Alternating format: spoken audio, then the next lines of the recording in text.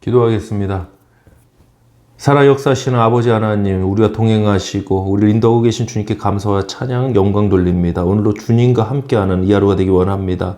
결이 있는 하루가 되기 원합니다. 믿음의 결단, 뜻을 정하는 이 하루가 되길 원합니다. 그저 세상 풍파에 풍주에 밀려 요동하는 자가 아니라 하나님의 말씀을 붙들고 뜻을 당하고 하나님 주시는 은혜를 따라 살아가는 우리 공동체 모두가 되기를 소원하며 예수 그리스도의 이름으로 기도하옵나이다. 아멘. 하나님 말씀 나누겠습니다. 다니엘 1장 8절로 16절 본문입니다. 우리는 8절로 9절 두 절만 합독하겠습니다. 다니엘은 뜻을 정하여 왕의 음식과 그가 마시는 포도주로 자기를 더럽히지 아니하리라 하고 자기를 더럽히지 아니하도록 환관장에게 구하니 하나님이 다니엘로 하여금 환관장에게 은혜와 긍휼을 얻게 하신지라. 아멘. 다니엘 1장 8절로 16절을 본문으로 결의라는 제목으로 하나님 말씀 전하도록 하겠습니다. 여러분, 결의하면 생각나는 모습들이 있으실 것 같아요.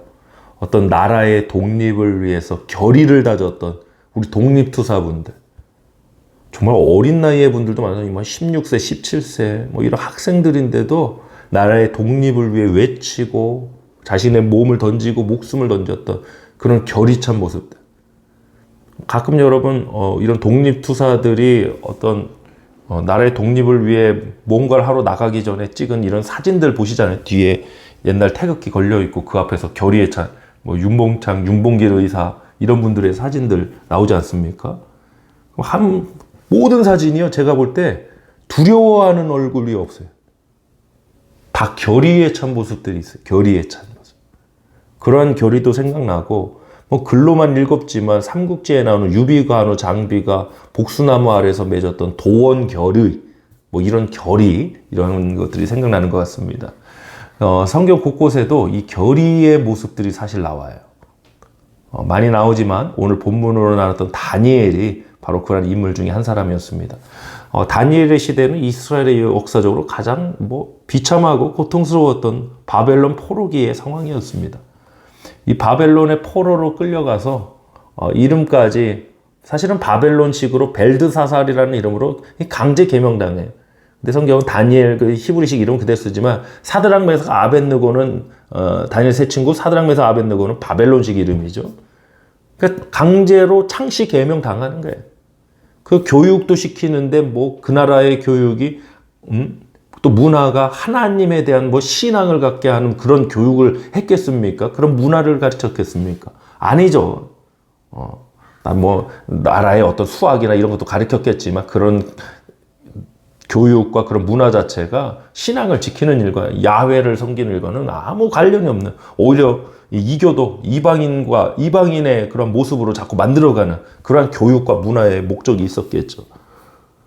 다니엘도 어쩔 수 없이 이제 그런 교육과 그런 문화 속에서 이제 뽑혀져 갖고 강제에 의해서 살아가야 될 사람인데 그 속에서 다니엘이 결의의 모습이 나오더라는 거죠. 오늘 본문 8절, 9절 다시 한번 읽겠습니다. 다니엘은 뜻을 정하여 왕의 음식과 그가 마시는 포도주로 자기를 더럽히지 아니하리라 하고 자기를 더럽히지 아니하도록 환관장에게 구하니 하나님이 다니엘로 하여금 환관장에게 은혜와 긍휼을 얻게 하신지라. 아멘. 결의는 결단입니다. 단순한 결단이 아니라 자신의 생명과 모든 것을 건 결단, 단호함입니다. 오늘날 우리가 신앙생활에서 잃어가고 있는 모습 중에 하나입니다. 오늘 본문 8절에서 다니엘은 뜻을 정해서 왕의 음식과 포도주로 자기를 더럽히지 않기로 했습니다. 상황에 따라가는 인생이 있고 뜻을 따라가는 인생이 있습니다. 다니엘은 신앙의 뜻을 세웠습니다. 상황에 따라 끌려가는 인생이 아니라 뜻을 따라 쫓아가는, 뜻을 따라 나아가는 인생이었던 거죠. 그때 하나님께서 다니엘의 감독관을 통해 은혜와 긍휼을 얻게 하셨습니다. 여러분, 여기서 잊지 마십시오. 우리가 뜻만 세우고 결의만 다진다고 되는 게 아닙니다. 하나님의 은혜가 있어야 돼요. 하나님의 도우심이 있어야 돼요.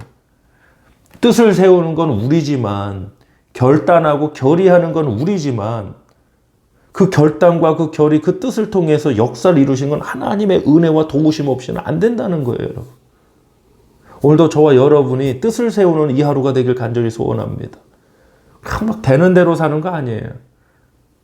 어떤 사람은요, 시간을 통해 살아가는 사람이 있고요. 어떤 사람은 그냥 시간을 허비하는 사람이 있어요. 이거는 나이의 많고 적음의 문제가 아니에요. 젊은데도 불구하고 시간을 허비해버려요.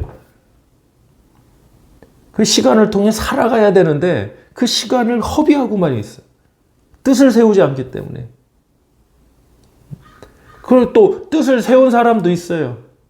근데 그 뜻에 함몰되고 매몰돼 갖고 자기의 것만 다 자기의 혼자 다 그걸 성취할 줄 착각하고 살아가요. 아니에요, 여러분. 뜻이 없어서도 문제지만 뜻만 세워도 문제입니다. 오늘 정리하겠습니다. 뜻을 세우셔야 됩니다. 뜻을 정하셔야 됩니다. 상황에 이끌려가는 인생이 아니라 뜻을 정하고 나가는 인생 되시길 축복합니다. 또 하나 강조합니다. 뜻만 세워서는 안 됩니다. 하나님 도우심을 힘입어야 됩니다. 하나님이 다니엘이 뜻을 세우고 하나님이 감독과 한 통에 은혜를 긍휼 베풀도 하지 않았으면 어떻게 됐을까요? 맞아 죽거나 이건 뭐 내쫓기거나 둘 중 하나예요. 여러분, 하나님은 오늘도 믿음 베풀 자를, 능력 베풀 자를 찾고 계신 줄 믿으시길 바랍니다. 믿음의 결단과 결의를 가진 저와 여러분의 오늘 이 하루가 되길 간절히 소원합니다. 하나님 앞에서 뜻을 세우고 또 세상의 어떤 흐름 속에서도 내가 신앙을 지키고 하나님 말씀을 따라 살겠다는 결단, 뜻을 정하고 또 하나님의 뜻, 도우심을 구하는 이 하루가 되길 축복합니다. 기도하겠습니다. 하나님 아버지, 오늘 우리에게도 다니엘의 모습과 같은 뜻을 정하고 세우는 그러한 모습이 있길 원합니다. 하나님 또 뜻만 세웠다고 그것이 다 이루어지는 것이 아니라 하나님께서 감독관을 통해 다니엘에게 은혜와 긍휼을 있게 하셨던 것처럼 우리에게도 하나님께서 주시는 은혜와 도우심의 역사가 반드시 필요합니다. 주님, 뜻을 정하고 나아가는 오늘도 신앙의 결단과 결의를 가지고 나아가는 우리 엎드린 교회 성도님들, 특별히 우리 자녀들을 축복해 주시고 은혜와 긍휼을 얻게 하여 주시옵소서. 귀한 도우심도 얻어서 하나님 뜻을 정하고 나아가는 저들의 삶의 여정을 통해 하나님 복음이 증거되는 역사만 있게 하여 주실 줄 믿사옵고 예수 그리스도 이름으로 간절히 기도드리옵나이다. 아멘.